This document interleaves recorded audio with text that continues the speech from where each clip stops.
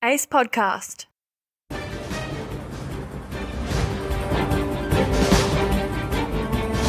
Jonas, son of a bitch. Who is that, honey? Jonas Miller, he's a night crawler. We all started out in the same lab, then Jonas went out and got himself some corporate sponsors. He's in it for the money, not the science. He's got a lot of high-tech gadgets, but he's got no instincts. And he doesn't have Dorothy.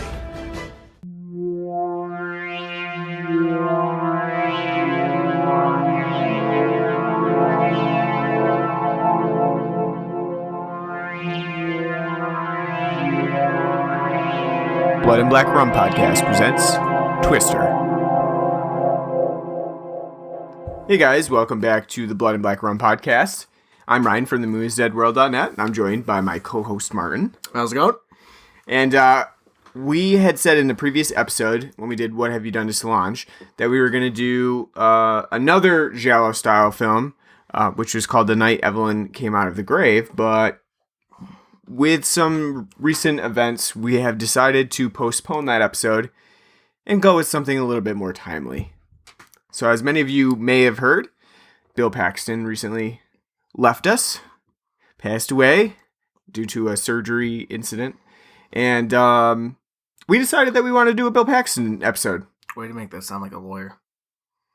Due to a surgery incident. That's how it was reported. I don't know what it was, but apparently it was some sort of issue with a surgery gone wrong. Usually it's just they say complications. Yeah, or it was an incident. I don't know what happened, but I'm calling it an incident. changing the language. Yeah. The insurance companies would love you. Yeah, I know. But anyway, because of Bill Paxton's recent passing, we decided to do one of his films for the episode. And Martin kind of jokingly offered up Twister as a film of choice, and we ran with it. I ran with it. Yeah, no, I thought a better option would have been Frailty, but Yeah, or Aliens. I think Frailty would have been the best choice, but We're the one that offered up Twister, and I thought it was a good idea because we do a lot of those nostalgia-tinged episodes with films that technically aren't really that good now, but they were huge blockbusters back in the day. especially if you're of our age range of 25 to 35. So, like, we did Independence Day. Yeah. This movie would totally fit in that category. Absolutely. Yeah, we hated Independence Day watching it again. Very difficult to get through. But it was a movie we loved as children. Used to watch it all the time. And Though, before we get a little ahead of ourselves, Independence Day is still worth watching because of Jeff Goldblum. Jeff Goldblum and the dog. Boomer. Got to watch it for the dog. But yeah, I mean, Twister was the same way, kind of. I remember seeing it on VHS. I remember lots of people having Twister on VHS. Mm-hmm. I don't know why I remember it like that, but I just remember like seeing it all the time. Like people have Twister on VHS. It was like a thing. We did. And I remember it's the movie when I was a kid that scared me of thunderstorms for like a good couple of years. Scared the shit out of me. I think it probably at the time it probably did scare people. I mean, they made an entire theme park ride out of it, which I've been to. It was at Universal Studios. They took it out, but it was an experience. I mean, the ride itself was kind of like a pseudo ride. Like it's not like an actual like get on something and ride it. It's more like you walk through it. There's like an event. Things happen. They show you how they do like thunderstorms and stuff. And then, it's kind of like a behind the scenes sort of thing. Goddamn Steven Spielberg trying to teach children. That's right. Yeah, you got that. You've got E.T. where he says your name and stuff. Yeah, there's all kinds of stuff there that's like more of an event than an actual ride. And Twister was like that. So I definitely remember going on the Twister ride a couple times when I was a kid. It's not there anymore. Just like Jaws isn't there anymore. It'd be very... Well, I mean, if you think about it, how long could a Twister ride? It had been there for a long time. I know, but still, like, it's over 20 years. Well, yeah, they got rid of, like, Jaws, Twister, King Kong, Back to the Future. Now, that's just stupid, though. Jaws, King Kong, and Back to the Future are They're timeless. Yeah. Timeless rides. I don't know about I've never been to Universal, so I couldn't tell you on that end, but I'm telling you on the end of... Jaws was always fun, but I think it just probably got old after a while. Having the shark jump out of the water over time. Probably mechanically, they were like, it's not worth it to fix Jaws anymore. I don't find theme parks to be that fun anymore anyway. Why? You have people walking around in barely anything because it's hot out, and Well, mainly because the main theme park up here is now a total... Yeah. Just shit. Yeah, you got to go to some better ones in order to really experience. Well, I don't have any friends that like to travel. They're all cheapskates. You can go to Massachusetts one time. Yeah, that's you. Cheapskate. Calling you a cheapskate on there. I was just there last year. Yeah, you didn't invite me. What an asshole. Six Flags, Massachusetts. Yeah, but Six Flags Lake George sucks balls. Yeah, it does.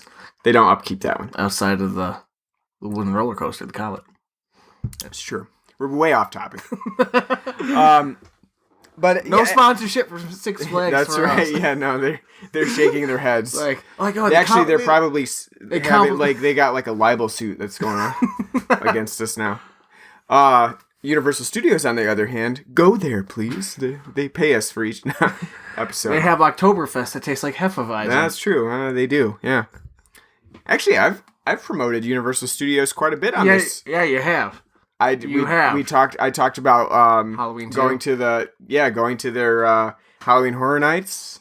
Talked about their Twister ride. Huh. They might as well pay me. Funny world. Anyway, so yeah, Twister is one of those nostalgic films. You think back on it. It was a huge film back in the day. Made a shit ton of money. It was a big film for Helen Hunt, who was really successful at that time. Mad About You. Hasn't really done that much since that I can think of. It's like same thing with Meg Ryan. True. Those are two, leading ladies of romantic comedies at the time. They really haven't done that much since. Back in the day, I did like Twister. Haven't seen it probably since that time. I haven't seen this in forever. Well, I was gonna say, not only that, when you think about it, this film is kind of a who's who of when it comes to casting. It's like names people you'll recognize, but for the most part, you're like, wow. Yeah. There's a lot of people in this film that, like, now since that time have gone on to do bigger things. There's Alan Ruck, who you may have seen most recently in the Exorcist TV remake. But also was in Ferris Bueller's Day Off, Spin City, some of the other things. You've got... which is amazing, too, because it's 10 years between Ferris Bueller and Twister. Good, you can tell, he still looks like Cameron. Yeah. And I didn't realize, because I haven't seen this movie in a couple of years. I've seen it more recently than you, but I haven't seen it in a couple of years. I never really paid attention that he was in there, because he's got such like a kind of bit role of just like throwing random lines out there. And when I saw him, like, that's gotta be fucking Cameron from Ferris. And sure enough, you look spot on like him. You just put him in a Red Wings jersey and, having a Ferrari crash through a house, Yep. You got Cameron. You've got Philip Seymour Hoffman. Earlier role for him. Looks very young in this film. Not what you'd expect from the... No. Yeah, he's younger, kind of thinner. But still pudgy, but yes, thinner. Yeah. Long hippie hair. Yep, longer hair. Playing a bro character.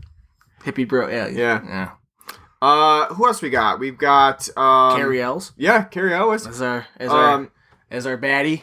Yeah, that's a pretty surprising thing, because I don't remember him in this at all. And I think it's probably because he doesn't really have a very memorable part in it. That's part of the problem, is that he's a villain who really only shows up in a couple of scenes. But he's a very stereotypical 90s film villain of just like... I think we'll talk about that a little bit more as to like the stereotypical aspects of the film, but yeah, I agree. He's a very stereotypical villain, one that you would expect in a film of this caliber.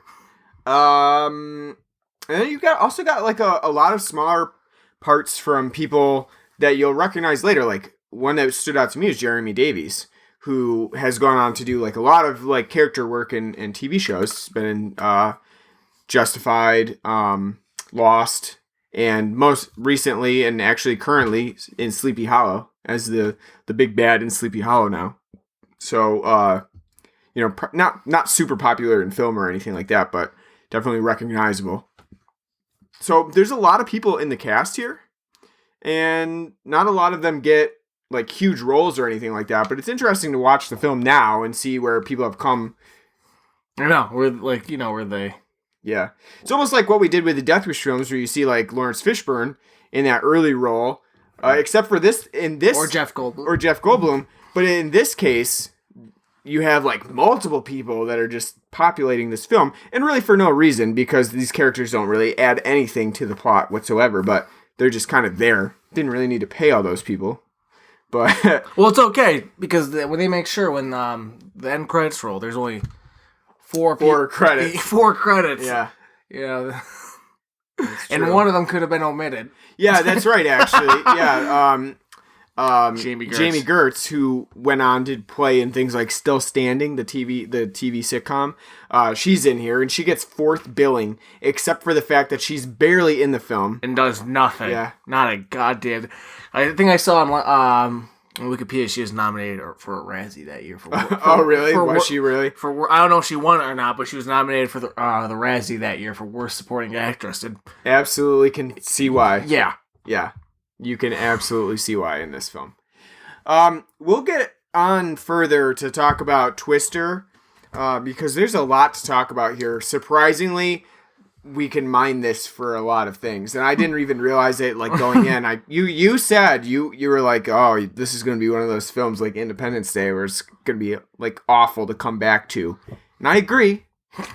But that's why it makes it so interesting to talk about it later on in the podcast. But we got actually a lot of beer talk for this episode. We do. We promised it. So we're going to go into that because there's a lot to talk about. We did go to the Saratoga Beer Fest this weekend. And like always, we've done it like the past 5 years, I think. And we talked about it last year on the podcast because we're only into year 2 of Blood and Black Rum podcast. But it's a lot of fun. It's pretty much an entire day for us. 3 hours of actual tasting at the session, where they just have like, I don't even know how many breweries are there. It's like 60 plus. 60 plus, yeah. And there's like 190 actual beers there, something like that. Because most brewers carry 2 to 3. Some that are more local will carry 4 or 5 if they can get them there easily. Yeah. Like Wolf Hollow, I think had 6 actually. It could be, yeah, 5 or 6. I know they had a lot. But they're local because they're from Clifton Park. But. Yep. It's a really fun experience. Really busy. There's a lot of people there. Hosted by America on Tap. So, if like they probably do come to your area at some point. I know they're all kind of all over the place. So they're coming back in May too. Yeah, they always do for Saratoga. They do another thing in May, which is actually outdoors. You never actually attended that. They do one in August. I think they do one like October too. Yeah. So we always go to the February one because it's just always. It's a tradition. And before they were doing all those other ones, is just the one February. Yeah, it could be. Until they started making money hand over fist. Like, hey, this is a fucking great idea. Yeah. I tried. I think I counted about 15 different beers. I didn't even bother counting this year. Yours was probably around that too. I remember because I checked into almost everything that I tried on Untapped. And I got 14, but I knew I missed like a couple. So I think I had like overall 15 different beers at this fest, and all of them.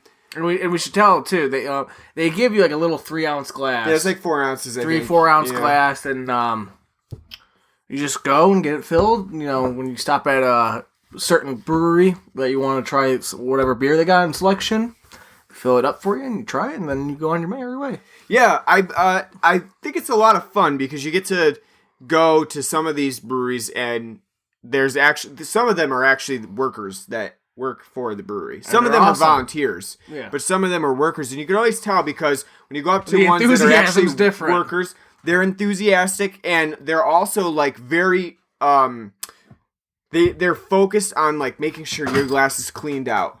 So they'll pour a bunch and then dump it for you before they'll even give you that sample. In years past, they used to have stations for you to rinse your glass out. Yeah. They don't have that anymore. I think they think most people don't give a shit. Just I just had a fucking Imperial Stout flavored in a bourbon barrel. Y'all try this IPA now. That's me, though. I did the same thing. Oh, no, I understand that. So no one, I think they understand at this point, no one's going around literally for, like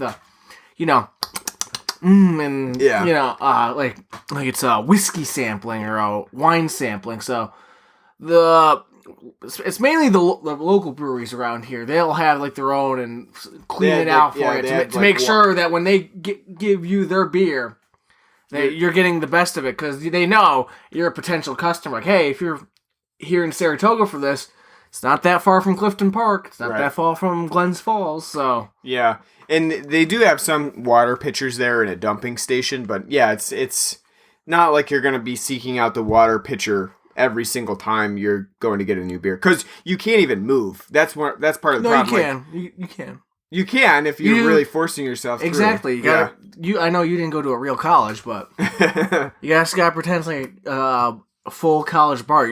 If you want to go, you have to push. Just plow through everybody like you're a snowplow. Yeah. There is no room for manners. If there's a girl in front of you, just fucking, Jerome Bettis go through them. Just ain't gonna do it.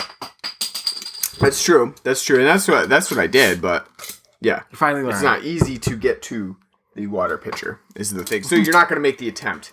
Generally, you're just going to go get another beer.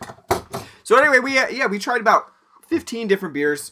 There were a lot of IPAs on offering, as always. I think we mentioned last year. Every year we've gone, every place is damn sure to have at least one kind of IPA. Yep. Not just like a standard IPA, but usually they'll have some variation, just because it's still the really big thing in craft beer. There were quite a few stouts. There always is. Usually, those are the two. They bring a heavy stout and a IPA, generally an Imperial IPA, to make it stand out.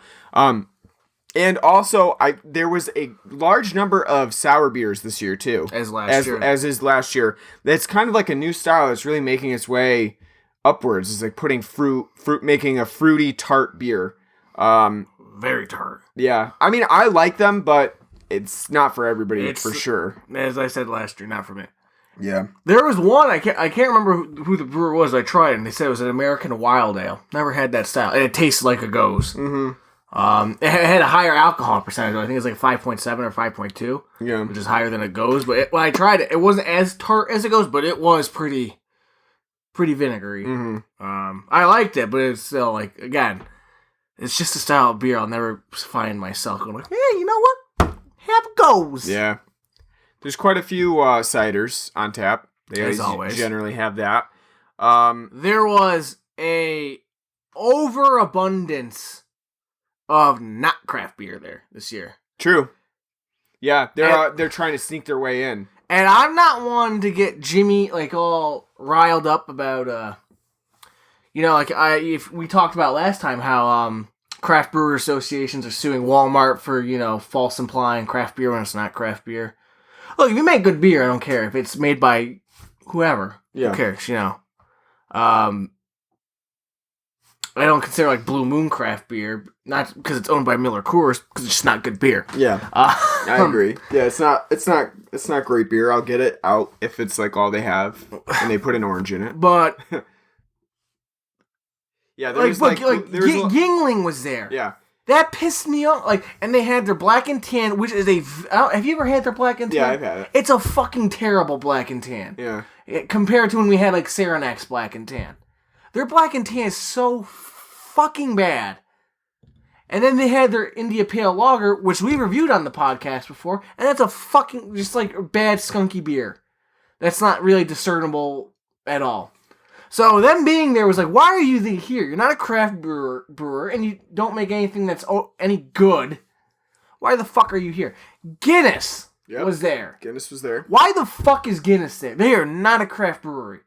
They don't make craft beer. I know they're now making more different like they're getting away from just focusing on, Yeah. their Guinness draft. But did they even have anything there that was... Yeah. Oh, they did have their the special blonde, selection? the American Blonde Lager, and the Rye Pale Ale. Oh, And the Rye Pale Ale, you can kind of consider... I wouldn't consider the Blonde Lager that, because it's just a typical adjunct lager, but it doesn't taste like an American adjunct lager, just because, like, what they use in it, it's not like, rice or corn, like you would consider, like, from a Jenny or Coors or Bud. But Guinness is there. Why the fuck are they there? Yeah. This is not a showcase. You don't need to be here. Everyone knows.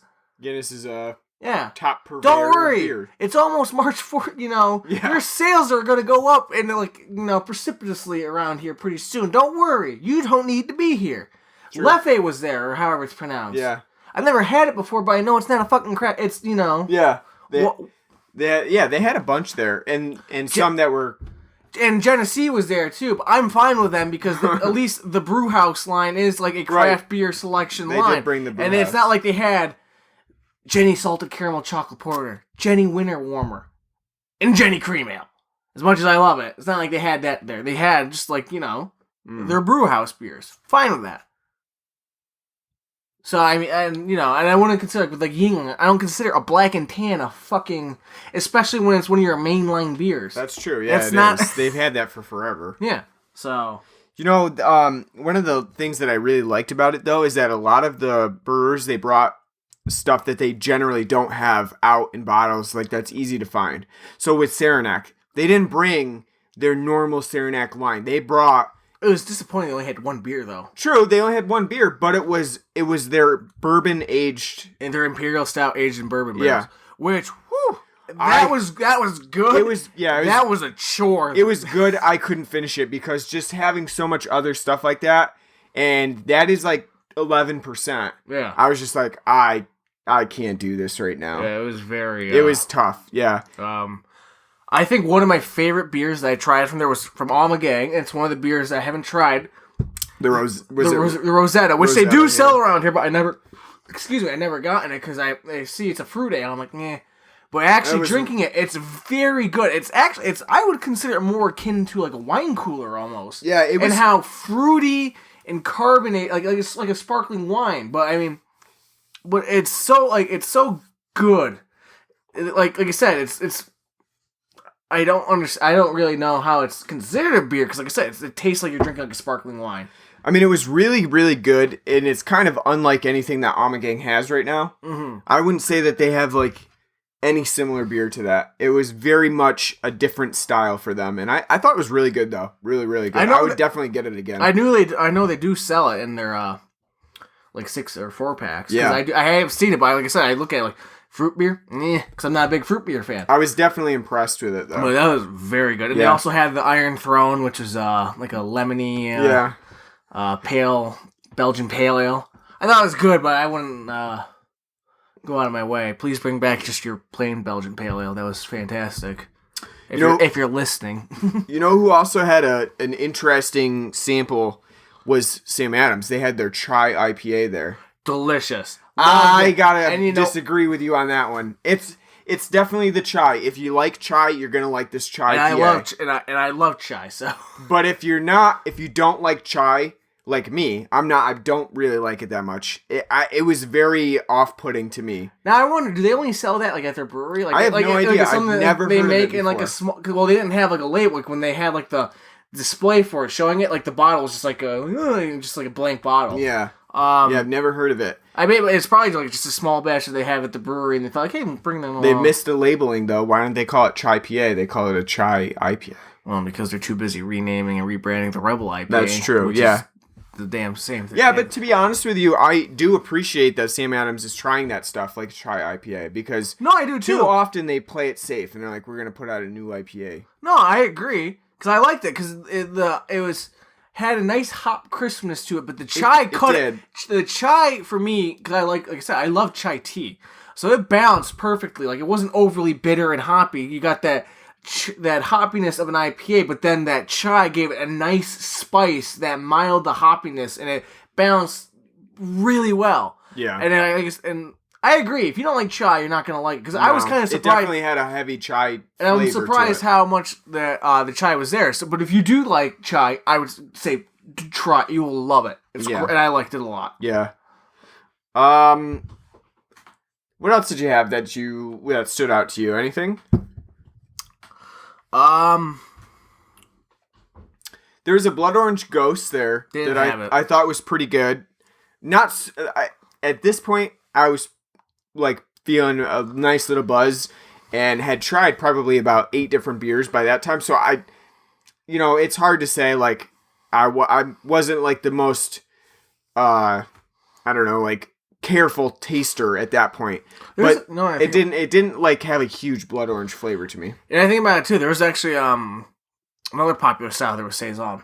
Yeah, There was a lot of there's saisons a lot there, there. which is good because I love saisons. It's a great Belgian style. But but you did say saison, and a man looked at you funny. No, I'm just kidding. He did, but I think it's just because he couldn't hear me. But I made sure the next time to say saison. Well, that's okay because I went up to Big Tupper Brewery, and I went there specifically because my uncle lives in Tupper Lake. So I was like, oh, cool.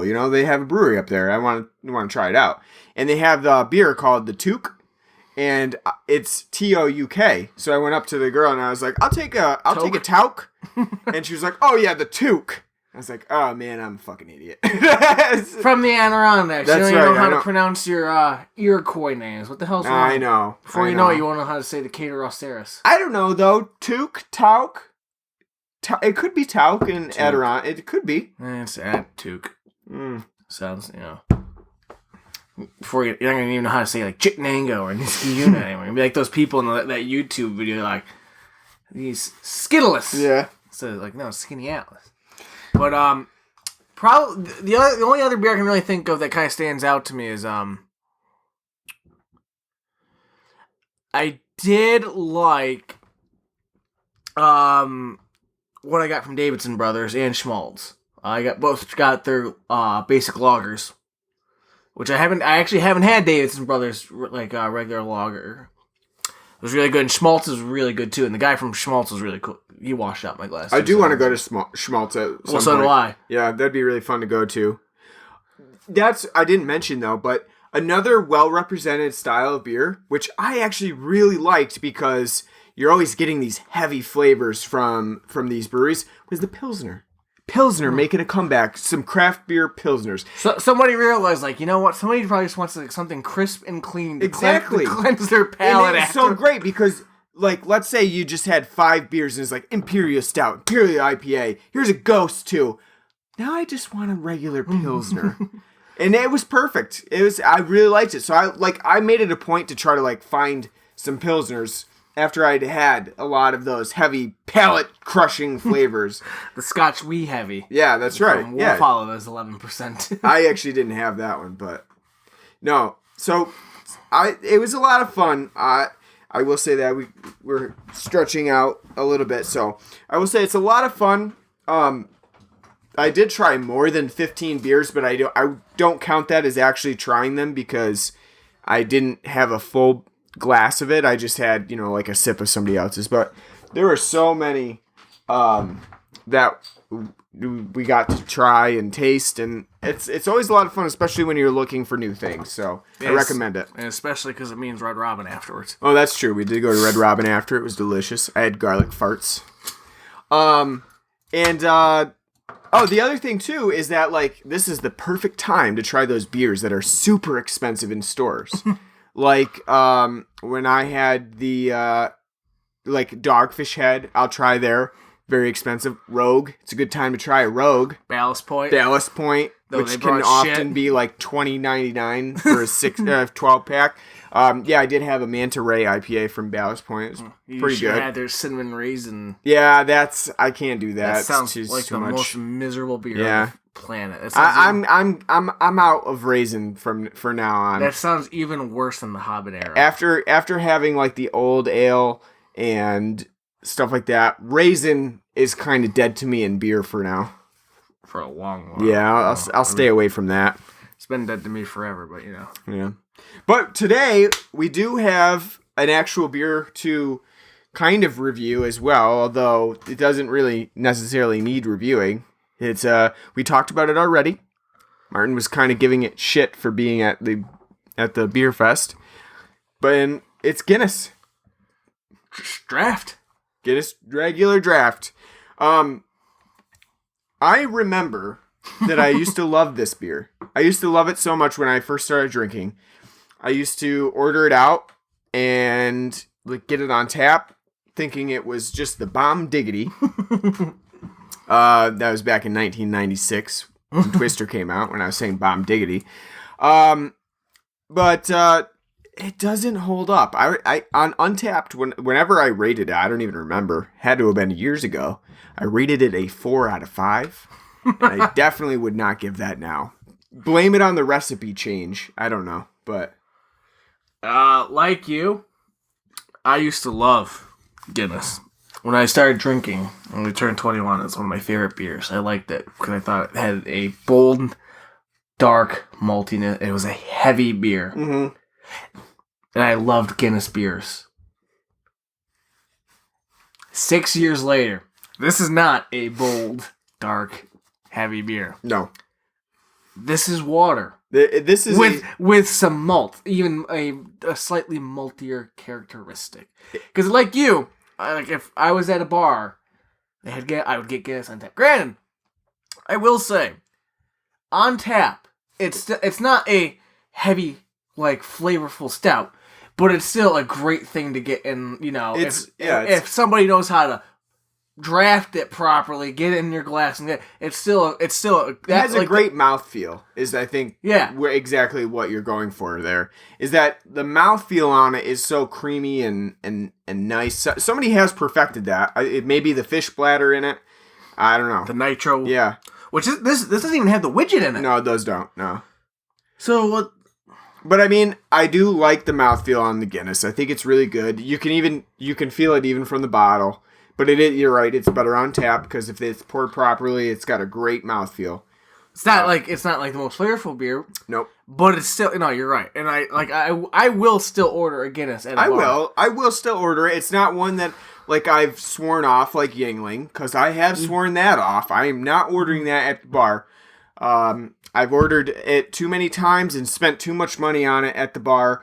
Especially because they took my tip money. Well, I was saying I didn't give it to them. Well, Yingling PBR, I'll buy once a year in a 6-pack, and I'll be like, I haven't had that in a while. I'll get it, and I'm like, have it. I'm like, this is why I don't fucking drink this shit anymore. Disappointed. And I can't say that happens with Guinness. So we got the 12-pack of Guinness, the new one that's out. It's got special, which is a variety pack for March, I'm assuming. It's got special, and we'll be reviewing a new beer a week. So that's right. Get prepared, folks. It's got a couple different types of beers in there that they don't normally do. Too new and too old. Yep. So I mean, that's pretty much why we got it. But we wanted to start with the original flavor because it's best to start with the original and work your way up.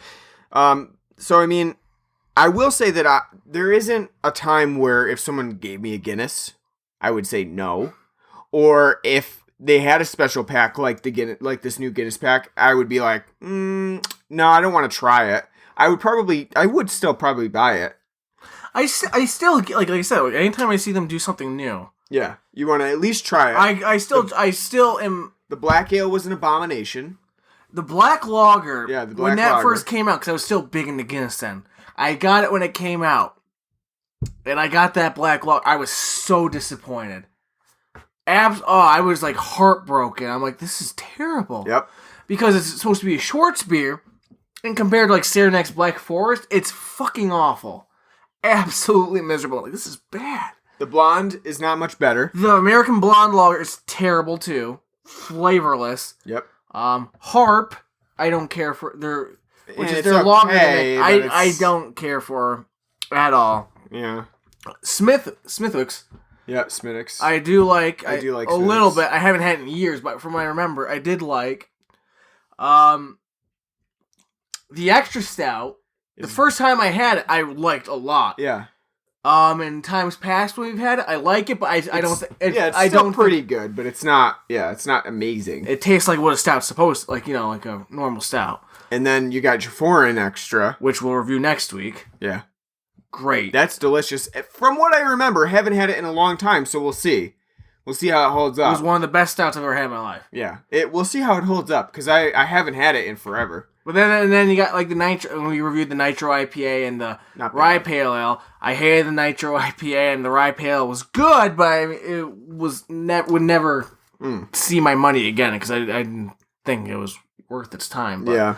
it's almost like just Guinness. Stick to what you know. Right. Stop trying to branch out. And If you're not gonna conquer the American market on your draft alone, then you're never going to conquer the American market. So give up. Just stick to what you know and make it great again. Now, I've heard that the foreign is more akin to the actual beer from, like, in Ireland that you get from Guinness. Because the recipe is slightly different. I know they're slightly different, but I think the foreign's more what the beer used to be back in the day.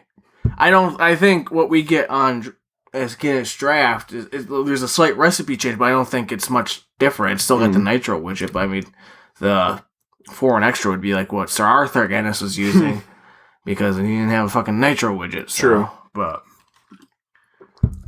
So it's not bad. It's not my go-to for a stout if I wanted a stout. But I can still drink it. It's drinkable. Like you said, It's a drinkable stout that's like made for people who don't really like the heavy stouts. They're not gonna like the heavy stouts, but they want to be saying they're drinking a stout. They want to say they're drinking a stout. And you're right too. It does kind of still like have a great mouthfeel. It does. Very creamy. It's kind of like Nice. an imitation stout. And like a nice nice light maltiness and a nice light sweetness. So I mean, it's good. Yeah, Not everything needs to be a breakfast stout out there, but I mean, it's. that is true. But I mean, it has its place in beer, obviously. But it's just something like over the years. I don't know if it's from the recipe changes after they got bought out or what. It's just like it's something that's I've been soured on. It's nowhere near as what I used to think it. Yeah, Well, agreed. All right, let's get to Twister. Twister. yeah, you were gonna do that eventually. That's right. I had to put that in there somewhere. That's the perfect mid-90s reference right there. Yep. Twister and then Sister. Yeah, I know. Or as I said, what are the Maoris up to now? One's making a cooking show. Which one? Tia? I want to say. Hey, you don't even remember. I don't remember, honestly. You don't even know if it's Tia or Tamara. Who knows? I'm sorry, Tia or Tamara. If you're the one that's doing the cooking, please let us know. All right, so Twister. Like I said, many people had it on VHS. I remember, because my dad owned a movie store. I do remember it in the store. Remember it being popular. Remember the Shania Twain song? No one needs to know. I mean, I remember the song. I don't remember it being associated with Twister. It's in the movie. I mean, it is in the movie. And the music video takes a lot of clips from the movie. Oh, does it? No, yeah, I don't it's remember like, it's that. like her singing on a porch with as tornadoes rolling by. Well, that's fucking dangerous. And then like they'll play like a clip from the movie and then like yeah. Why is a tornado rolling by and she's just singing on a porch? Because no one needs to know. That's foolish. Well, not everyone can be Alan Jackson playing Chattahoochee. That's true. That's a little inside drop right there. Inquire more through email. Too. So, Twister, really, it takes place in the South. Oklahoma. And, which is the Midwest, not the South. Yeah, it could be the South. Everybody has Southern accents. How'd you pass high school with social studies, for God's sakes? Barely. I hate social studies. I hate geography. Well, you're part of history. Yeah, you're part of the problem. Anyway, so it follows Joe, who's played by Helen Hunt, and J.O. That's right, Joe, like my aunt Joanne.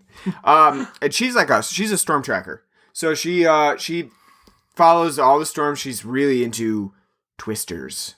Tornadoes, basically. Because of her childhood. That's right. We get scarring childhood. We get a horrifying clip of her father getting ripped away by a tornado as he's trying to hold down a storm hatch. Well, is it horrifying or hilarious? I think it's supposed to be horrifying, but yeah, watching. It is hilarious. It's idiotic. What was her dad's name? Like Bobby Dale? I have no idea what his name was. No, they don't give him his name, but it's like... Yeah.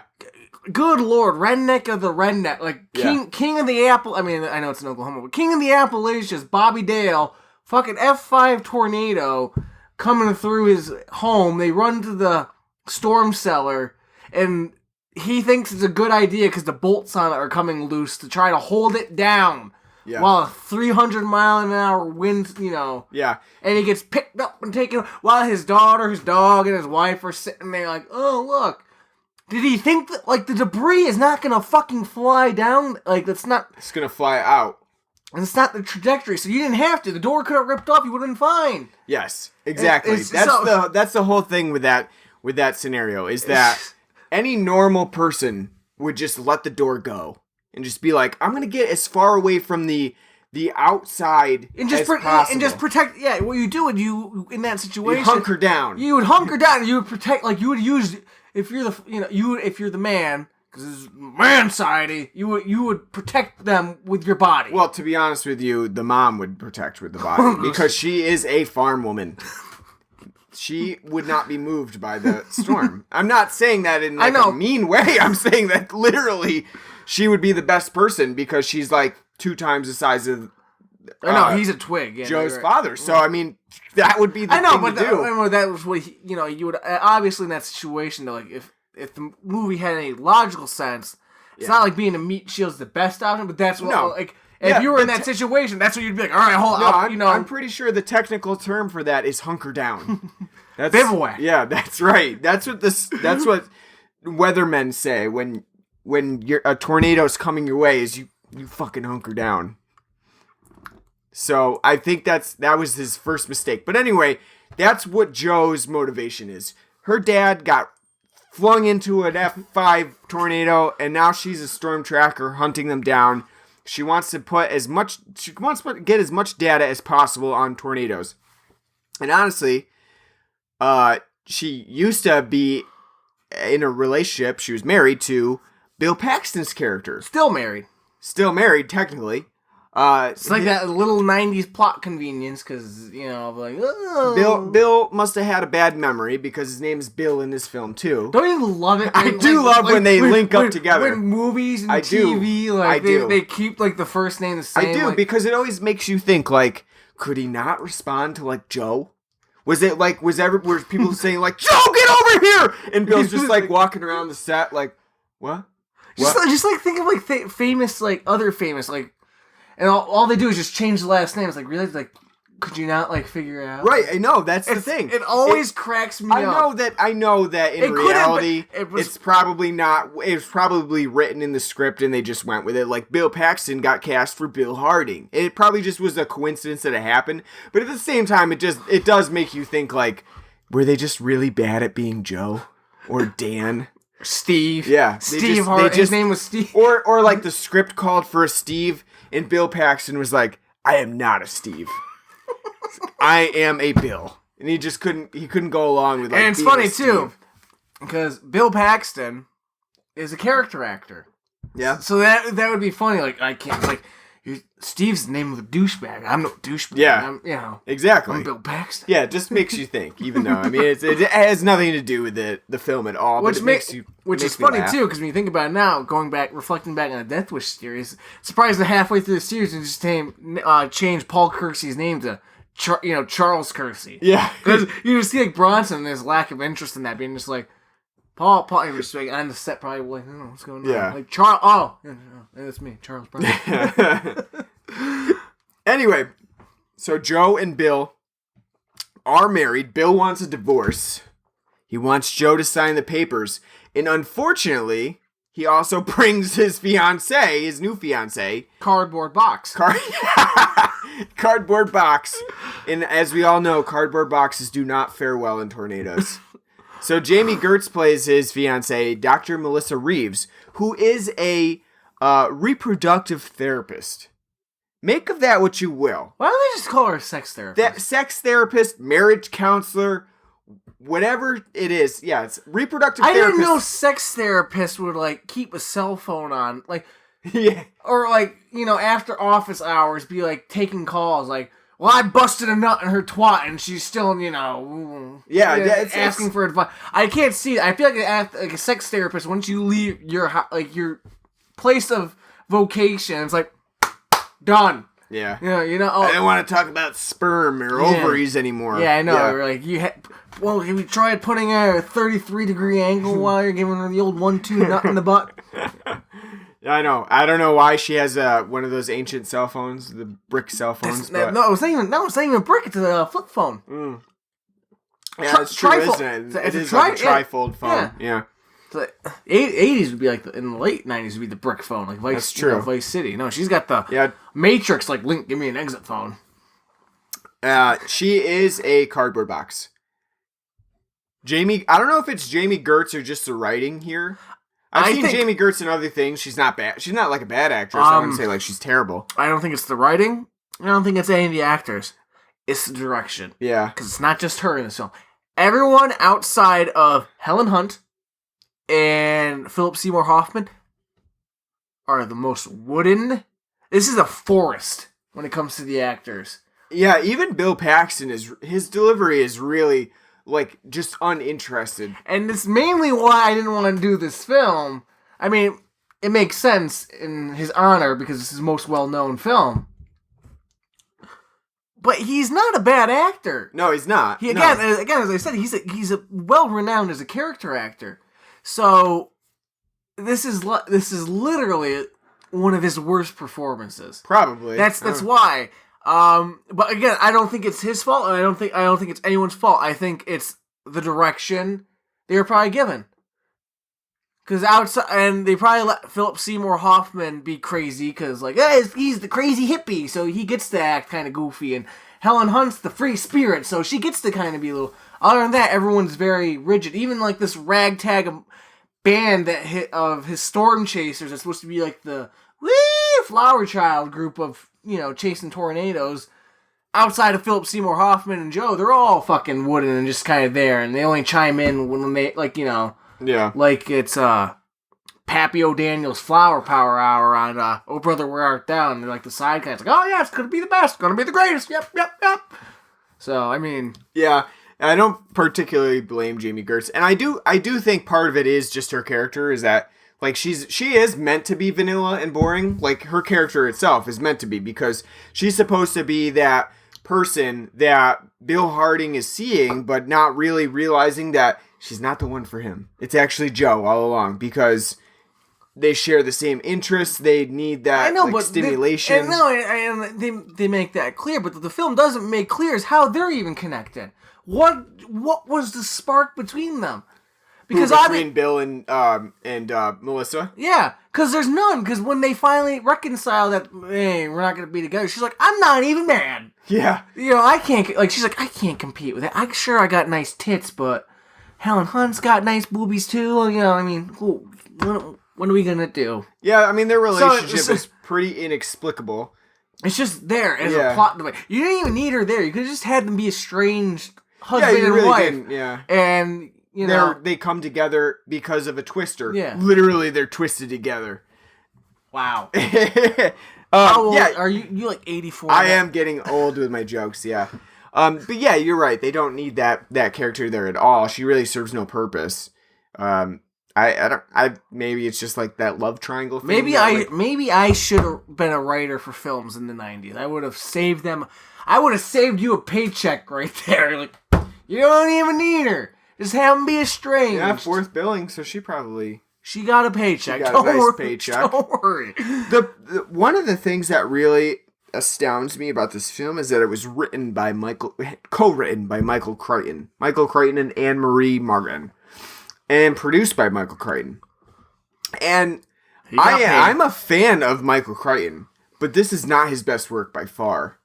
I don't know if it was...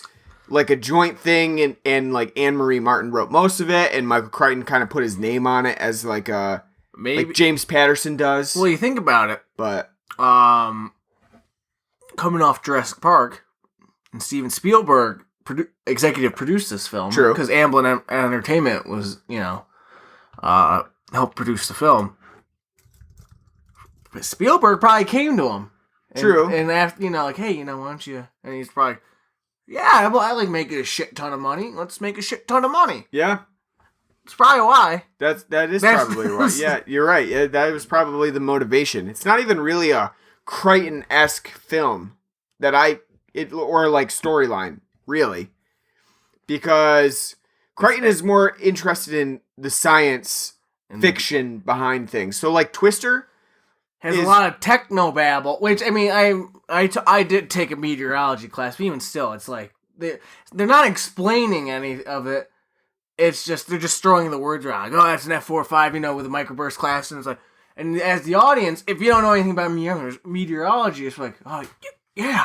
Right, yeah. That sounds important. It sounds great. That sounds like dangerous stuff. Throw around numbers and stuff. Yeah. Yeah, that's dangerous. Well, I was telling you because I was laughing when the intro takes place in 1969. Like, an F5 tornado's coming on the TV, and it's like, Fujita scale wasn't even invented that yet. You're already wrong. You already didn't do your research. Film fails. Yeah. 0 out of 4 stars. I don't know, but it just surprised me that Michael Crichton would be, his work is out there. It's like the script isn't really. I would say, even though you said like the script isn't the problem, it's not that good either. I mean, it's really not that good. It can often be kind of annoying. No, it is, but at the same time, compare it to a lot of its kinfolk of the time. As we said, like when we were like, oh god, Independence Day, I wonder if it's going to be as good as we remember, and we left it going like, this sucks. This film, I'll give it credit, it is not as bad as I thought it was going to be. No. Rewatching it. In fact, I had fun with this one. It's fun. It sure is. It's fun. I think it's more fun than Independence Day watching it now. But at the same time, no, you're right. I understand the script's not good. But at the same time, it's a disaster film. It's a product of the time. You're right. It's a product of the time, but not only that, it's a disaster film. What disaster film has a fucking good... That's true.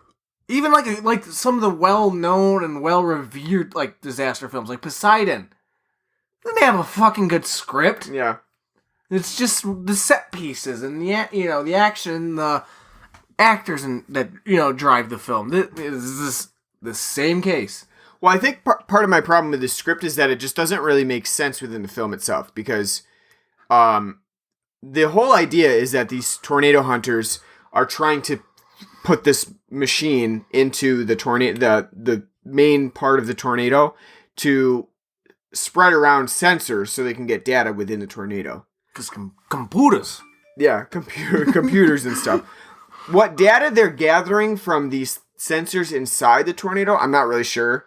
Like, if you put all the sensors out, it'll spin, like, it'll spin. It'll give you an image. Well, not only that, but it'll spin, so it's not like the sensors will be kept to the middle. They'll be scattered to the outskirts. Right. So that way, with all those sensors, getting scattered to the outside, you'll be able to measure the inside of it, the length, and like the total dimension of the tornado accurately, its wind speed and all that accurately. Yeah, but it does no good for your overall data in the long run, because that is one tornado. Well, they don't. It's not like they explain. No, how they much don't. They don't explain how much of that goddamn They say at the end of Dorothy cost, because they blow through them. They have like 4 of them. See, my biggest problem is that this film, like they want this sensor, this Dorothy machine, that to go into the tornado, and they want all these sensors to spread out within the tornado to capture data. Okay, fine, I'll go along with that.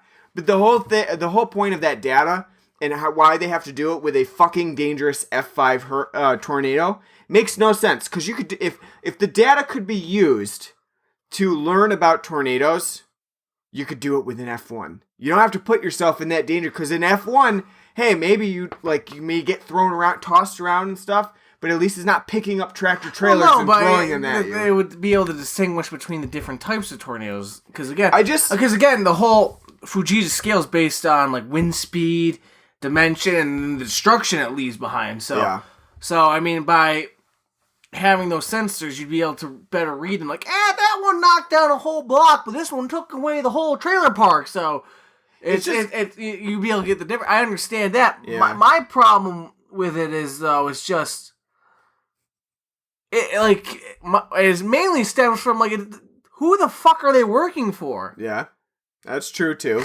They are, they're like their own independent crew of storm chasers. But they got a lab and shit at the same time. Yeah. So like, do they work for the government? Well, she does say at the end she would apply for a grant, so maybe they get grants to work on their own. Yeah, it's not very clear. Yeah, but if you're like a well-renowned scientist in the field of like meteorology studies and like focus on probably tornadoes, working for a university or something. you're either working for a university, which they don't even specify, or you're working for the fucking National Weather Service. Yeah. Be like, hey, we're gonna have you. Yeah. Because it's a fucking public safety. So it makes no sense. Like, they're like, oh, they're just the ragtag bunch, a bunch of... They do it for the love of it. And then you got Carrie Ells, who's... He's in it for the money. The corporate... corporate sponsors? Like, Pepsi's going like, hey, you know what? We'd really like to put a Pepsi logo on your sensor machine. So when it gets tossed right into that fucking storm... and your sensors go right, you get your data, then when it gets thrown out, as it crashes into some poor shit-brain's farmhouse, I'm like, hey, sponsored by Pepsi! It's stupid. Yeah. It's stupid.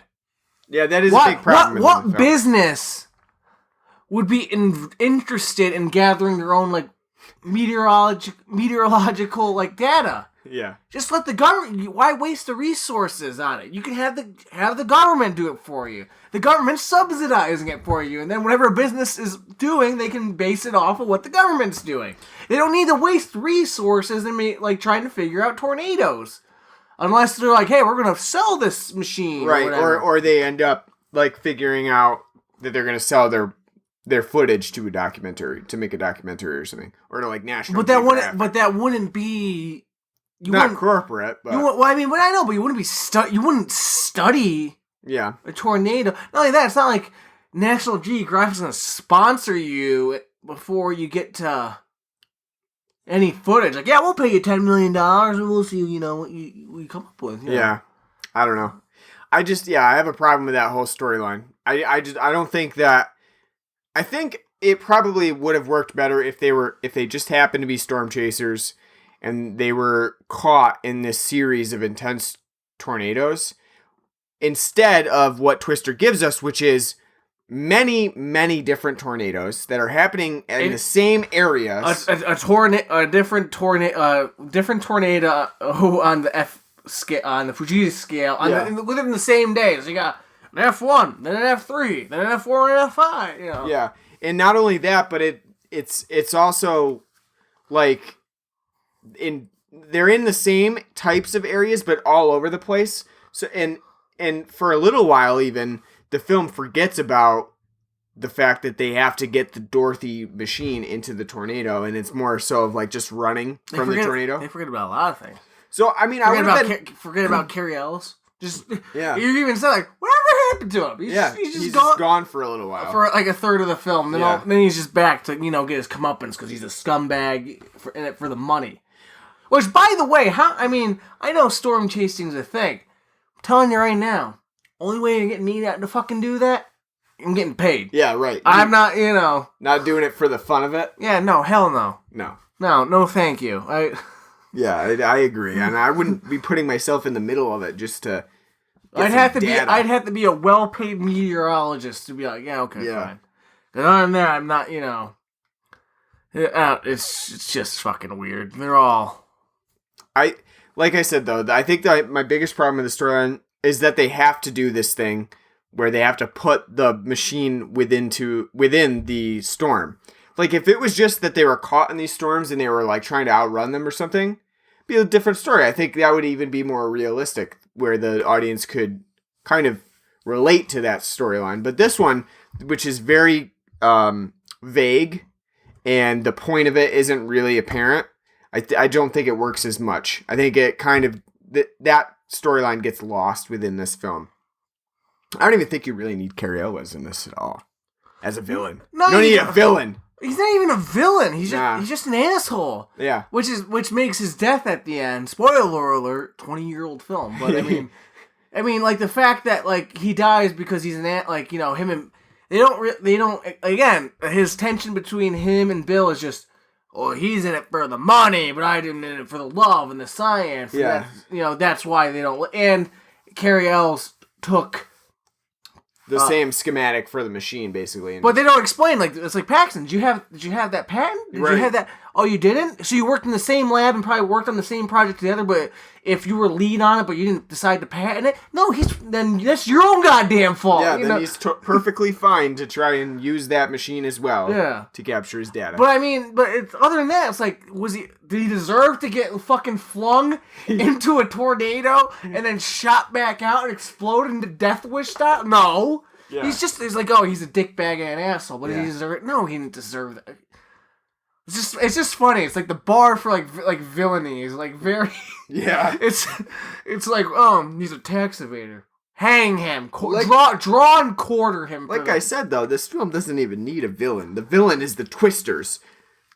Like I said, sometimes this film actually takes the twisters and makes them look like they're sincerely targeting our characters. Like the one time when they drive out onto a peninsula bridge. Well, no, they make a point of that because what happened to Helen Hunt's father? She's like, look, she's asking for it. I think that the only reason that happened is because they're finding. The twister targeted my house and skipped all the other houses and came right to me. Yeah, so it's funny. It's like there's a supernatural bent to it that the tornadoes are targeting Joe specifically. And I think that's funny. I mean, I don't really think that Twister does a great job of making the audience very nervous about the events and safety that's happening, because it's really hard to take this film seriously. Only 2 people die. Well, yeah. I mean, pretty much. And it's Carrie Ells and his poor driver who was an innocent bystander. And that just... Yeah, and... He was just told, like, no, we're going to keep going. And the film, it doesn't really take any of the... I mean, it takes it almost, like, sappily seriously. Like, bad things happen to people, like Joe's aunt, but then, like, everything's fine, and they make jokes about it, and there's a nice little, like, melodic orchestral score is like, everything's okay. The one guy in the ragtag group, a fucking trash can comes flying at him at 70 miles an hour, hits him in the head. He's like, oh, my head. And he's got like a cut on his head. That's it. And they're like, oh, you're fine. Yeah. And you see him 5 minutes later driving a fucking car. It's like, you probably have a very serious concussion. You shouldn't be behind the wheel. Either that or he would have had a trepanning, which is where you cut his fucking skull open. Granted, it was the 90s. We didn't know that much about concussions yet. So his brains are just scrapped. Let him go, Yeah. I love his reaction to that too, because he's just like, ow, my head. It's just like, oh, okay. He's fine, except for he's got this gigantic slash on his forehead from a hubcap that just went flying into his head. Yeah. He's fine otherwise, though. It's just all cool. And that same scene, though... they're going to be all right, though, because the entire time they had a dog. If we learned anything from Independence Day... And any other 90s disaster film is like, if there's a dog there, you're okay. Chickens and horses and shit, fuck cows, fuck them. You got a dog there? Yeah. You're going to be okay, because we can't Actually, with cows, we can even laugh at it. Like, oh, look at that cow flying across. It's going to be ripped apart in that tornado. I know, it's like, cow... Another cow. No, it's the same one. No, it's the same one. That cow is fucked. I am so glad I'm not that cow right now. Yeah, we can laugh at that, but if a dog is in there, like in a building that's going to be falling apart, Ruffles, make sure you go in there and get it. Yeah, no, Moe's. Moe's is no, the name. I'm just coming. Yeah, make sure you go in there and get that dog, because we can't have any dogs dying on. I know. She's like, okay, make sure Moe's is okay. And by the way, the dog's okay. He's just sitting there like, yeah. Hey, dumb bitch, why you getting knocked over by that bookcase? Dog's fine. Yeah, no, I mean, back to the realism part of it. It's really hard to take the Twister seriously with the tornadoes, because a lot of shit happens to these people in one day, and none of it is even, critically damaging to them. Like, they survive an entire drive-in ripped apart, which is playing The Shining, by the way. Lucky people at that drive-in. I would like... Which is odd, because again, it's like, just like, 13 years, 14 years later, Yeah. It's pretty weird. The Shining finally hit a fucking... Yeah, Oklahoma drive-in. Yeah, they're finally getting it for the first time. Yeah, but, like, so they survive that. They survive... with everything falling on them, too. Yeah. They even show, like, truck, and, sign, literally everything just landing. Like, oh, you almost got killed, but not quite. They drive through a twister, but since it's only a low-level twister, their Dodge Ram is not even phased by it. Just spun around a couple times. It's cool. It's, You can tell this movie was funded by Dodge. This film is funded by Dodge because that Dodge truck never really damaged. At the end when they let it go into the twister, for all we know, it could have landed. It's probably fine. Like a cat landing on its four wheels and. Yeah. And then after it lands, it's kind of a little rough shot, but it's still running and fine. And you just hear Sam Elliott go, "Guts, glory, Ram." It's fine. I'm sure they could still run it. They don't even need that liability insurance on it. And it's fine. This film is sponsored by Dodge Ram, and Pepsi, because they use a bunch of Pepsi cans and random coffee and random coffee to add aluminum to their sensors so that they'll fly around in a You know what's funny? Because they probably did get paid by Dodge because they had the Ram prominently featured. Right. Joe's truck that does get wrecked is a Jeep, which is owned by Daimler Chrysler. I mean, not Daimler Chrysler. Yeah, no, by whatever, by Dodge. I'm drawing a blank, but by Dodge. And then Carrie L's team, outside of his Chevy pickup that he drives, they're all driving Grand Caravans, which is a Dodge. So yeah, they probably were. Yeah, so they're going against their own corporate message in the film. I know he still funny. He's in it for the money, the science. The one thing I hate about their Pepsi can aluminum sensors, it's the white Pepsi cans from the early 90s before they went to that terrible blue. Right, but that is a fucking terrible idea to take a bunch of aluminum and then throw it into a twister. Because if you're anywhere near that and it's whipping around a bunch of balls with aluminum spiky cans on it, that's gonna rip you apart. Nobody thought while building that thing that the wind resistance of a ball in there wouldn't probably work out well. Like, it wouldn't, it wouldn't, like, if you had, like, if it's just a sphere flying in there, it's not gonna gravitate towards the end. That you might want something like that would catch, and then. Nobody was like, they're all scientists. Yeah. Nobody thought, you need something to create wind resistance. Like a wing sort of thing. Or that the machine's only like 20 pounds, so. Well, you don't need the machine. It's true, you don't need it. It's the fact that it's just there to hold the sensors, and then it'll get taken up, which you don't need something that big. You don't need a machine like that, because why don't you just start pitching them into it?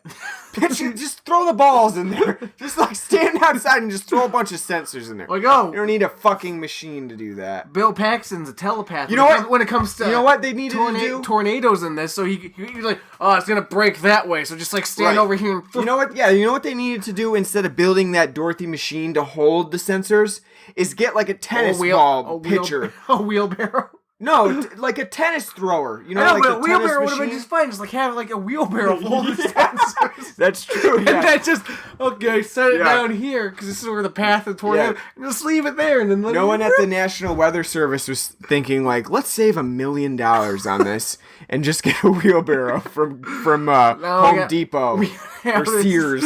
Actually, back then it probably would have been Sears. We gotta have this expensive fucking tin contraption that does nothing. Yeah, and they missed an opportunity then, if they were going to use a wheelbarrow, to get in another sponsor with Craftsman.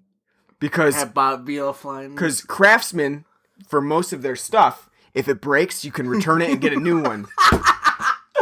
So if that fucking wheelbarrow broke because of that tornado, you still the last scene would be them returning to Sears to be like a broken wheelbarrow. Like, can I replace this? Lifetime guarantee. Like, come on, Yeah. Bob Vila told me on the 1-800 commercial I got a lifetime guarantee on. Can I replace this? Absolutely, sir.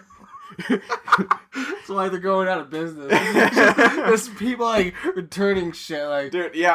It's obviously not meant for. Like, well, you say it's lifetime guarantee. And like shit. That worked in 1900. It doesn't fucking work now. Disclaimer: I used to work for Sears, so yeah, people return shit like that all the time. Hoses that are like 50 years old. Absolutely, as a craftsman, we'll replace it. It's like that's a terrible business model.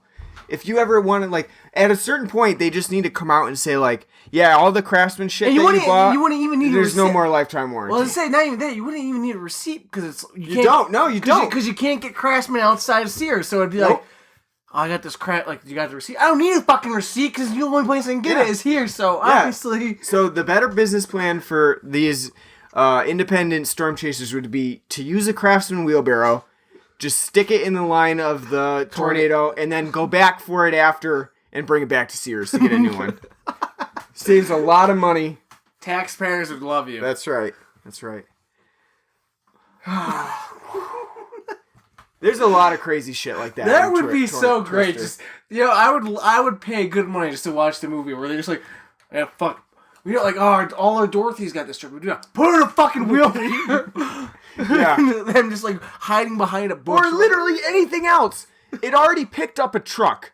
So just fill the bed of a truck with all of those sensors and just leave it there. A fucking bucket. Yeah. Get like an old sheetrock bucket and just like, yeah, here you go. Or just leave the sensors on the ground. Well, no, because then it would get scattered and... You could leave it on the ground and pick it up and twirl it. I mean, granted, no, with the wind resistance, I guess maybe it wouldn't get scattered at that point. But I mean, if it was the original balls, it would have just been like... I don't know. We have to save time to talk about the ending of the film, though. Holy shit. Yeah, as they are in the middle of an F5 twister. And they hunker down, which is the technical term for it.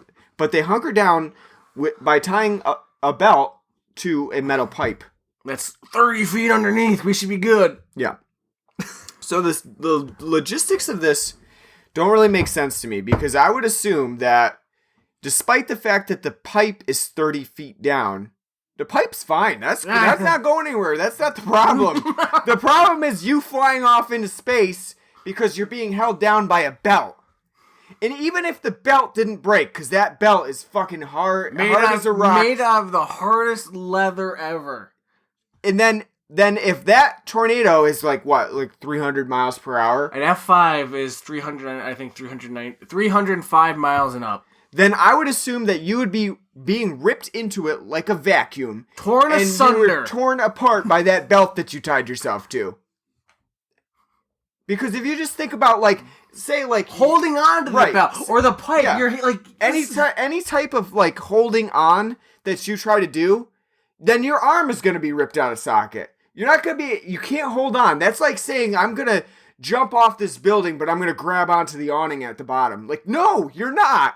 You're going to you're going to rip your arm out, and then you're going to die as you hit the ground in agony. Yeah, it's not happening. Your body cannot withstand that. So no, anybody thinking about this, you cannot survive an F5 tornado. It is such like a 90s. Right, yeah, it is. Absolutely. It's a 90s thought. Like, we'll just put this in here because people will believe it. Like, just tie yourself with a belt. You'll be fine. It's so stupid. Yeah, it is. It's comical at the same. Not only that, the tornado passes through them, and you see all the debris flying. Yeah, but none of that debris that's in there. Right. Yeah. There's actually they go into a farmhouse that has a bunch of like sides, just sitting around, sides and chains and like hacksaws that are just in that. So that shit is all around and flying at you. But yeah, no, they're fine because they're tied. Yeah, up and they left the barn because oh hell no, they saw that and fuck that, we'll try the pipe instead. Yeah, I mean even still, that barn got ripped through. You're not gonna get, like Mortal Kombat fatality by a scythe I guess the film would probably be a lot less enjoyable if they managed to get the sensors into the tornado. And they die. And then, like, they just show them seeing, like, the tornado coming after them, and then all of a sudden, like, a big piece of barn, like, hits them right in the face. It's like, and then it just, like, fades out with that nice orchestral music and the black clouds. Well, you know what they could do is, like, the popular meme today, the to be continued meme. Yeah. Like, like the barn, because you do see the barn fly over them, but like you see like the barn coming in, like then like you hear like Yes's roundabout like starting up like ding ding ding, and then like as the barn's about to like come and hit them, just like fade to like black and white, like to be continued, like ding ding ding ding ding. Yeah. Somebody do that. Somebody take that scene and turn that into that would be fucking perfect. It would be great. Yeah, that would be great if they just like ended. This would be another one of those candidates for Holiday Road. Inappropriate use of Holiday Road. Like driving down and like the house flies past them. Like, Holiday Road. It'd be another good one. So as they drive through that. Yeah. Oh God! Don't get me started on driving through the house. So we, like as I mentioned. So that is the equivalent of is it Volcano or Dante's Peak where they drive on the lava? That sounds like Volcano to me, but I can't be sure. But I know one of them. I think it's Dante's Peak because I think because you see Pierce Brosnan doing like the whole like the fake driving like. If it was Tommy Lee Jones, then it's Volcano. Yeah. If it's Pierce Brosnan, then it's Dante's Peak. I'm pretty sure it's Dante's Peak where Pierce Brosnan drives on fucking lava without his tires being ignited. That's the equivalent because in this one, like we said before, we've seen that the Dorothy weighs like 20 pounds because the two of them, both Joe and Bill, can lift it off of the truck no problem. They just need a team lift because it's so big. Yeah. But not because it's so heavy. Yeah. So, like, if that's the case, if going like 70 miles per hour strapped down to, with like, whatever, I don't know what they even, like, just some cords, strapped down with cords, driving through a house up stairs, and then out the other side of it, they would look back and be like, oh, we still got that last Dorothy? Oh, no, fuck, it's like back there in the house. We lost it. The bungee cords, bro. Yeah, no more Dorothy. That was the last one. It's gone. Let's go home. Yeah. No, there is no way. No way. Ah, Twister. Really altering reality with every scene. Speaking of altering reality, let's talk about how all of Bill's gang of friends are nothing more than like glorified ass kisses. Well, that and like this is like we said before. This is really a film of the time because this follows every single trope of the 90s of 90s big budget films like this with a hero, and then he's got a shit ton of friends, and all the friends are just basically there to be like, he's the greatest person in the world. Like Philip Seymour Hoffman's job's like, you don't know Bill the Extreme? Yeah. And it's like, who the fuck talks like that? I don't follow you around and be like, dude, you know Ryan? He's the fucking greatest. He fucked 5 women at the same time with his dick plowing right through them. Woo! You don't see that. But it's not just this film. It's a bunch of 90s films where like people are just constantly like, they're not characters. They're just there to talk to like the main character up. Like, he's fucking great. You don't believe him because he's just kind of a joke, but he's fucking great. I'm pretty sure they're, like, in this, they're the equivalent of, like, the town bard who, like, just follows the hero around and be like, did you see this guy? He slayed a dragon, man. He slayed, just, like, all these women. No, come here. I know, you're not going to see him be interesting. You're going to hear other people talk about him being interesting. No, it's pretty, And again, not blaming Bill Paxton for that. This is the story again because that happens throughout the film, but the one big parts when they're at Joe's aunt Meg's house and they're eating fucking steak and taters for breakfast, and the most like glorious scene ever of just like it's just huge steaks and mashed potatoes and gravy. And it's awesome, but they're not sitting there like it was quite the storm and shit. They're like, hey, yeah, Bill, he's the fucking man. Yeah, he's the fucking man. Like like a really drunk people, and they're like Yeah. When they're like, hey, what do you think about this guy? Oh, he's the fucking man. That's what this is. They're just drunk, and they're just being asked, like, so what do you think about your friend? He's the fucking man. Not only that, but a lot of these scenes seems like stolen from Jurassic Park. Like, if you watch some of these, men piling out of vans, Same outfits. Helen Hunt in a white tank top. This is Jurassic Park. You'd be confused. Or Which Lost, movie am I watching? I know, or Lost World, because Yeah. the villains in this look like the fucking guys in the Lost World who are just the random guys driving around on the fucking Humvees and shit, tranking the dinos. Yeah. From InGen. That Vince Vaughn was fucking, for some awful reason, sent there to, take care of them because he hasn't learned how to act yet, and he never will. But, yeah, it's just like, oh. Yeah. Well, you're right. What Michael Crichton movie am I? Yeah, right, exactly. Yeah, you don't know which one it is. It's hard to tell. The other thing Because you know what, that actually works well, especially in the Lost World. Because what's the Lost World? He said, he sends the guys down there because he wants them preserved. Then InGen shows up, the evil corporation. Yeah, they're in it for the money. It's exactly the same sort of style. There's interludes where there's like a romantic love triangle, and you get some female singer-songwriter songs that break in. A lot of Alison Krauss. I was reading the credits. It's Alison Krauss. Yeah. Alison Krauss, I mean. That was in there quite a bit. You got to get that in there. And if it's not her, Van Halen. Yeah. Some like rock they make sure in the score to get in both swelling orchestral moments that is very like Spielbergian. Like not only that, but very cheesy. Like a cheesy, like not even like, oh, I feel like in this moment. It's more like, oh wow, that is a really cheesy orchestral score. Like they heard the intro and ending for Forrest Gump, like the like because it's pretty out of place in this film. Like you see Helen Hunt's father get thrown into the sky, and very should be disturbing scene, and then the next scene's like this goofy orchestra score. It doesn't like I said, my emotions were all over the place. And then you get Eric Clapton on, Philip Seymour Hoffman's just jamming out to Eric Clapton, and then you get Van Halen. They had to get a lot of guitar solos in. Smooth guitar solos. And then you get William Tell. Yeah. When they're charging down that first tornado, and one guy's playing the fucking William Tell overture, like it's schizophrenic. It is. But that's part of the charm. It is nostalgic. It's very much a 90s film. You can point to a lot of films in the 90s made during the same time, 96, and they look and sound and feel all the same. Like we mentioned, Volcano, 1997, Dante's Peak, 1997. It was just the time for these massive blockbusters. Some people will look back in like 2030 and be like, look at all those superhero movies that came out around this time. Look, they all look the same. And they're all absolutely. I mean, I don't disagree. Well, it's funny too because at work the other day, someone's like, "Yeah, I was watching Independence Day. It's really good." I was like, "You still really? You still think? Wow!" No, they were saying. They saw it, Insurgents said it was crap. I remember. They said Insurgents was crap. They're like, man, the original's so good. I was like, have you seen it in a while? Yeah. I guarantee if you watch it now, you're like, ooh, that White House exploding in the helicopter, that looks really bad. Yeah. Speaking of really bad effects.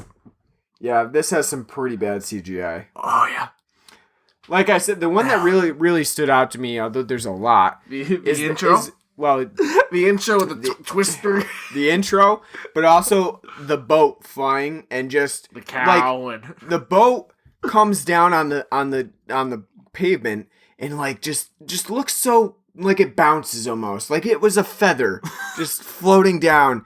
No no sparks, no aftermath, just a boat. No big crash. Just a boat smoothly falling onto pavement. If you can imagine a boat and just all the tornadoes. Yeah. Ooh, they look bad.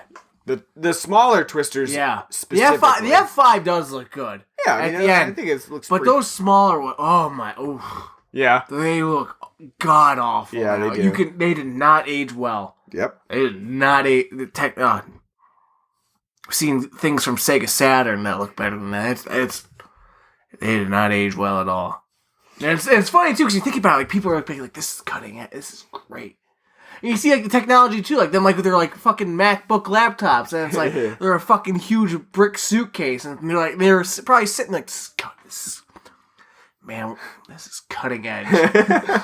People are gonna be like, what a time. The car explosion where Carrie Elwes dies. That is pretty awful. Like I said, it looks like something out of Twisted Metal, where you like fall off the edge of the map or something, and you just kind of explode at the bottom. Or F-Zero X, yeah. Yeah, that's what it looks like. It's just like a And very... it doesn't happen once either. Yeah. It happens like three or four... Three or four times where cars explode. And they look awful. Yeah. His is especially bad, too. Because, again, he doesn't deserve to get, like... His friend who's driving the fucking car doesn't deserve to get impaled through the head by a giant telephone pole. No. He wasn't doing anything, but he just happened to be with Carrie Ells, and he gets impaled, and they get lifted in the tornado, and basically he'd be torn asunder through that, and then the car lands on the ground and in the background. It's not even like a close-up explosion, just like in the background. It's like a terrible, like Photoshop type explosion. Yeah. Go, poof! It's pretty bad. It's awful. Hilariously awful, but it's awful. Yeah. Anything else that you wanted to talk about that we haven't covered yet? That's bad. I think we got everything. I think we talked about everything that was really... Sticking point. Yeah, outstanding about Twister. As I said, though, like, as we wrap up into, like, our rating, I still enjoyed Twister. I think it's fun to watch. I think it's like it's humorous, probably unintentionally. But yeah, I mean, for a nearly 2-hour movie, I didn't think it was. It's a very smooth watch. Yeah, I didn't think it was horrible or anything like that. So for people returning to, I haven't seen it in a while. Yeah, you're probably gonna laugh at it. You're probably gonna laugh at the age of the effects and stuff like that. But at the same time, it's a fun movie to watch. Yeah. I'm assuming you're gonna say on a Fujita scale. Yeah. 1 out of 10. What are you gonna give it? I'd give this probably a 6.5. Yeah, it's not... I honestly didn't. I thought going into this it'd be like Independence Day. It's like, oh god, here we fucking go. Yeah. But it's not that. I mean, I still find it to be fun, even though I think everyone is terribly wooden in this. Outside of Philip Seymour Hoffman, who I think is the most enjoyable, and Helen Hunt, though I don't think her character is that good. And so I think only Philip Seymour Hoffman is the only really enjoyable actor in this, because you can tell he's having fucking fun doing the role. The story's stupid. There's a lot of fat to it that you just don't need to have. Like you said, you don't need Carrie Ells there. You don't need this love triangle that doesn't go anywhere. You could just had it be about like a estranged wife and husband, and they meet back up, and they end up in a day where they're fucking chasing tornadoes, and shit happens. Yeah. But I do still think it's fun. Even though, like I said, even though Bill Paxton, God bless his soul, is terribly wooden in this, I still think he's fine and enjoyable. I still think he's enjoyable. And again, I don't think it's fault. I think it's the direction. Because again, as I said, everybody is fucking terribly wooden in this film. So, and I don't know the director's other works either. I've never heard of them before. No, Jan DeBont, no. So, but yeah, I still think it's just a fun disaster movie. Yeah, and it looks like Jan DeBont didn't do a whole lot. He did do Speed and Speed 2, which is surprising to me, because, I mean, maybe to be fair, I guarantee if we watch Speed now, we're gonna be like, hey, Jeff Daniels. A little bit harder to... hey, Dennis Hopper's in it. But more than that, he's more known for, like, his cinematography. He did Die Hard. So... The Hunt for Red October. Yep.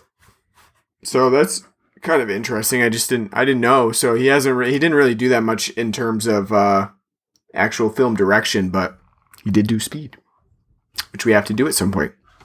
I'd be down just because of Jeff Daniels and Dennis Hopper. I would give it a 6 on the F scale. I think it's pretty fun to watch now, but like I'm taking points off because of the realism of it. I don't like the plot that much. I think it's a little too complicated with things that it doesn't really need and doesn't really follow through with. And obviously it's also because of like just some of the effects that don't really hold up now. And also, I think the unintentional humor detracts from what Twister really wants to do, which is make tornadoes scary. I mean, maybe at the time it was pretty scary. It'd be suspenseful and scary and suspenseful. But like, no, I know, like going through just even a microburst, that's pretty scary. I mean, it's pretty scary. You don't really know what to expect, especially in our area where we don't really get that many tornadoes or huge storms. But in Twister, it doesn't really seem so tense as it is just kind of goofy. So I think that it loses points for that as well. But well, you got like the scene with them at the movie drive-in. They're like Bill Paxton like yelling to everyone, "Get down to the shelter now!" And like they wait until the last second to tell the kids running the popcorn stand, who are looking at the Twister the entire time, kind of like, "Oh, we've been through this before." You know, yeah, whatever. It's just Twister. And they don't react until he's like, "Go now!" They're like, "Oh, now we gotta get down." Yeah. Does this make you long for movies like Volcano and Dante's Peak? Do you want to like go? No, go out and watch those now. I'm not a big fan of disaster films to begin with. Yeah, I'm not either. Really, because I think they're all kind of the same. Well, that and it's a limiting genre of film. I mean, because no matter what you try to cram in character and plot wise, the spectacle is the disaster itself. So, it doesn't really matter what you're doing around, character and plot wise, because again, it's all going to come back down to what's the main disaster. I mean, it's like with Godzilla. Godzilla's fun because you want to see Godzilla wreck some shit. And then it's just them putting Godzilla into different things. True. Yeah. You don't give a shit about like the humans and all that. You don't give a shit. You're just like, let's just want to see Godzilla. Let's see Godzilla do something, knock a building over or something. Yeah. So, all right. So that's our celebration of Bill Paxton. I'm sure we'll do more Bill Paxton movies in the future. Frailty being one of them. One of definitely want to do that. Yeah, one of his best films. And I'm sure we'll get to like aliens and stuff too. But just wanted to say, sad to hear of his passing, and we wanted to do an episode for him. So here it is. So I think it's time to move into administrative duties. Boo! I always do this. I know it's annoying. Shut us off. Well, at least you're not that person, who does stuffing it in the beginning of and in the middle and in the end. Yeah, that's true. Well, that's telling you on like with YouTube videos, like, hey, this is your guy, your bro, so and so, here to tell you about the newest thing coming to Battlefield 1. Stick around. We'll tell you first. To talk about that. It goes on for 10 minutes. And then what the information he actually wants to tell you is just like the 30-second clip of like, we don't really know yet what's going on, but hey, make sure this is your bro, make sure you like, It's like, shut up. No. Yeah. I fucking hate that. That happens way too much. But anyway, and we're not that podcast. That's right. We are on iTunes, which is probably where you're listening to us. It's the most popular thing to listen to podcasts on. But make sure you subscribe and give us a review. Any 4 or 5-star review would be great for us. So it helps us get noticed, helps us make more episodes. So we appreciate if you can rate and review us and subscribe as well. We're also up on Facebook, facebook.com/BloodandBlackRum Podcast. You can like us on there. And, you can speak to us, discuss the films that we cover. So hopefully you'll join us there. We're on Twitter @BloodandBlackRum. And there you can like and follow us and, also post any discussion that we have on there. We have an email address. It's bloodandblackrumpodcast@gmail.com. Send us any of your movie requests. We'll try to make that happen. And any other discussion that you want to speak to us about. And also make sure that you check out our Patreon page. We're patreon.com/bloodandblackrumpodcast. There you can subscribe to us and help fund the podcast by donating to us. And that is a monthly donation. So whatever you donate, it will come out automatically every month. You don't have to donate. We do this for free. But if you can help give back to us and, help fund some of the podcast fees, then we would really appreciate that. So for those who already do subscribe, thank you. And check out any of the perks that we have for subscribing. Other than that, Blood and Black Rum podcast is over for this week. We'll be back next week, I think, with the night Evelyn came out of the grave. Is that what we're doing? Yep. All right. So we're doing... Unless somebody else dies. Oh, boy. Well, we hope not. But, yes, if someone else dies, we may do If it's Cuba Gooding Jr., we're doing Snow Dog. Oh, boy. I always said that because he's had a career resurgence with People vs. OJ. That's true. Cuba, don't die, please. Anyway, yes, we'll be back next week with the night Evelyn came out of the grave. So catch us next week. Take care.